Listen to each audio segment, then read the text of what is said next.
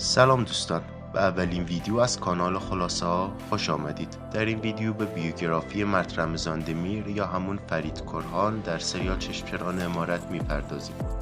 اما قبل از اینکه بریم سراغ ویدیو، اگه کانال ما را سابسکرایب نکردید سابسکرایب کنید و زنگوله کنارش را بزنید. مرد رمضان دمیر روز 4 آذر 1377 در منطقه باکرکوی شهر استانبول ترکیه به عنوان فرزند پنجم به دنیا آمده است. پدرش تاجر و مادرش خانه‌دار است و 4 برادر دارد.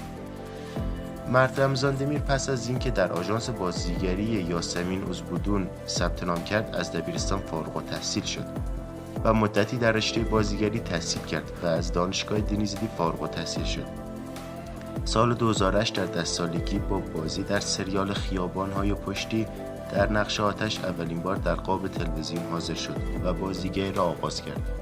سپس سال 2017 در سریال فضیلت خانم و دخترانش در کنار دنیز بایسل ایفای نقش کرد و در سال 2020 با بازی در سریال معلم درخشید و به شخصیت آتش جان بخشید و پس از آن در سال 2021 در سریال قیام عثمان در کنار بوراک özçivit حضور یافت.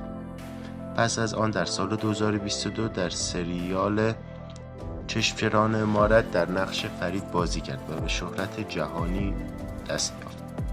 فعالیت‌های سینمایی مرد رمضان دمیر عبارتند از در سال 2015 با بازی در فیلم سینمایی آسکوبات در کنار داملا سönmez، کانسو توسون و اوشان چاکیر اولین بار در پرده سینما حاضر شد.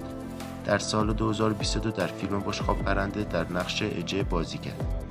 مرد رمضان دمیر در حال حاضر مجرد است و با همبازی و پارتنر خود در سریال چشمچران امارت آفرا ساراج اغلو رابطه عاشقانه ای دارد.